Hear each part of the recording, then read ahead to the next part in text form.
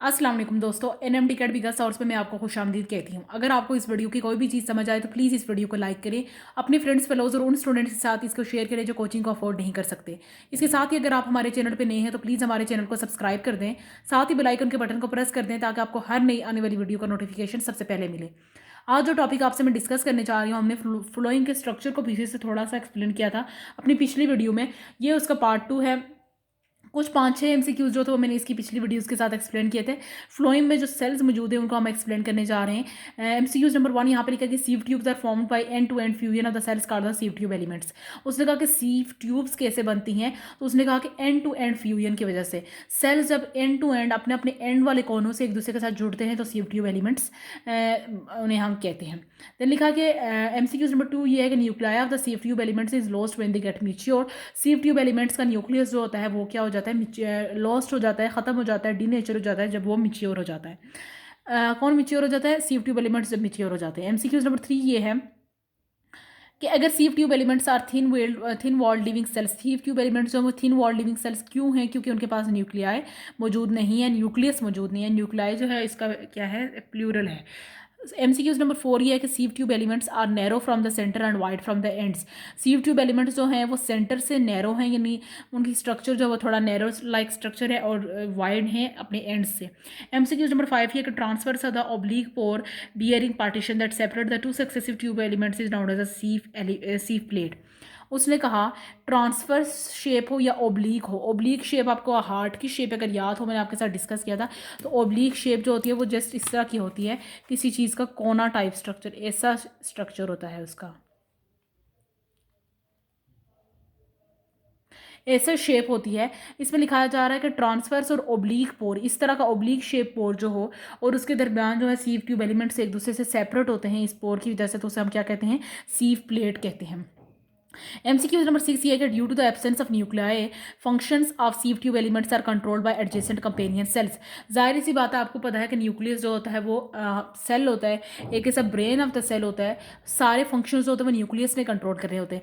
लेकिन अगर sieve tube elements में न्यूक्लियस ही जो है वो लॉस्ट हो गया है तो सीव ट्यूब एलिमेंट्स के फंक्शंस कंट्रोल कौन करेगा? कंपेनियन सेल्स करेंगे। एमसीक्यूज नंबर 7 ये है कि sieve tube elements and companion cells together form the functional unit that act as a conducting channels and are involve in transport of the organic solutes. कहने का मतलब यह है कि सीव एलिमेंट्स और कंपेनियन सेल्स दोनों मिलकर एक फंक्शनल यूनिट बनाते हैं।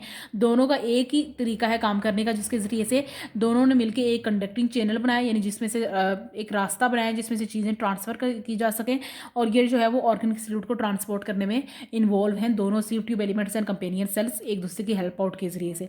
एमसीक्यूज नंबर 8 की companion cell provide the energy to the sieve tube element for their activities. ये चीज़ जो है मैंने आपके साथ जब ट्रांसलोकेशन ऑफ ऑर्गेनिक सल्यूट जो टॉपिक डिस्कस किया था उसमें भी मैंने बताया था कि कंपेनियन सेल्स जो होता है वो provide ATP and proteins to the sieve tube elements. So just like same MCQs is it. MCQs number 9 ये like xylem tissue phloem also possesses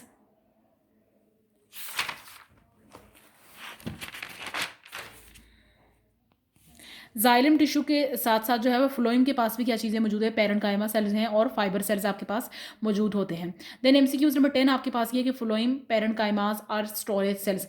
phloem के जो पैरेंकाइमा सेल्स होते हैं ना, फ्लोइम के पास आपने जिक्र किया कि पैरेंकाइमा सेल्स भी हैं और फाइबर सेल्स भी हैं, तो पैरेंकाइमा जो है वो स्टोरेज सेल्स होते हैं।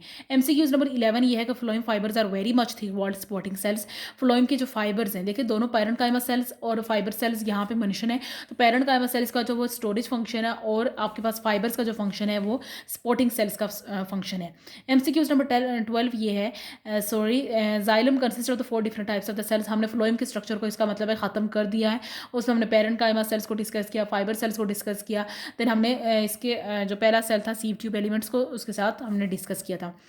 एमसीक्यूज नंबर 12 से जो है वो जाइलम का स्ट्रक्चर स्टार्ट होता है, जिसमें कहा जा रहा है कि जाइलम की 4 different types of the cells हैं। एमसीक्यूज नंबर 12 में ये बात मेंशन है कि xylem consist of the 4 different types of the cells. MCQs number 13 में कहा जा रहा है कि जो जाइलम के पास ये सेल्स, इनका क्या क्या नाम है? Tracheids, vessel elements, xylem fibres and then xylem parenchyma. कि 4 different types of the cells are present in xylem tubes. MCQs number 14 is that dead elongated cells with the tapering ends and lignified walls are called the tracheids. It means this is a definition of tracheids.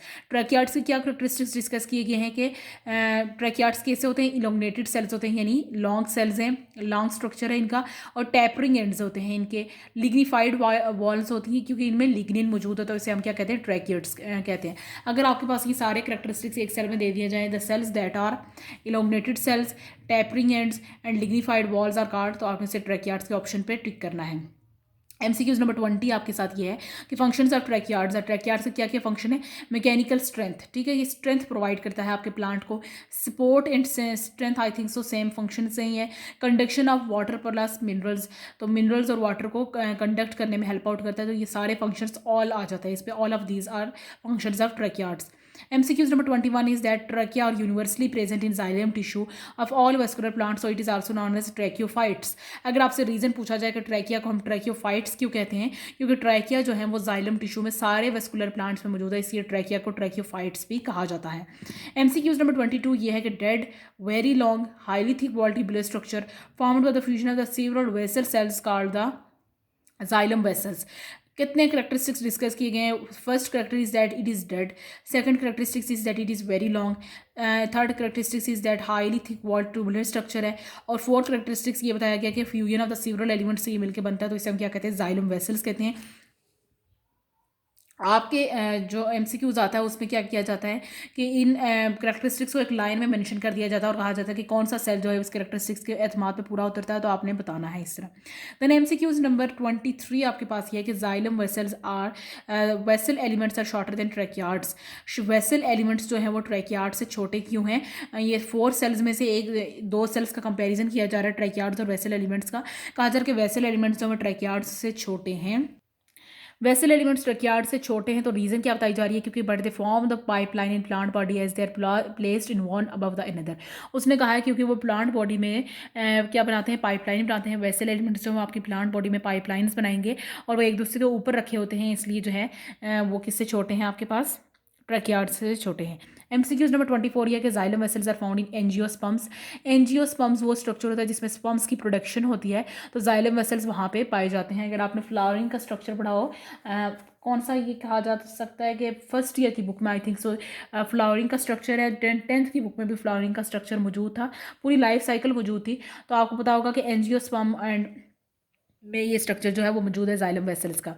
MCQs number 25 ये है, xylem vessels in angiosperms are involve in. ऐसे xylem vessels जो angiosperms में मौजूद है उनका क्या function है, वाटर की कंडक्शन और मिनरल्स की कंडक्शन और मैकेनिकल सपोर्ट प्रोवाइड करते हैं आपकी बॉडी को, ठीक है। MCQs नंबर 26 में करेक्टरिस्टिक्स बताए जा रहे हैं एक सेल की, जिसमें डेड है, नैरो है, highly illuminated highly thick walled cells हैं और टैपरिंग एंड्स हैं, तो ऐसे किस्म के सेल को हम क्या कहते हैं, जाइलम फाइबर्स कहते हैं।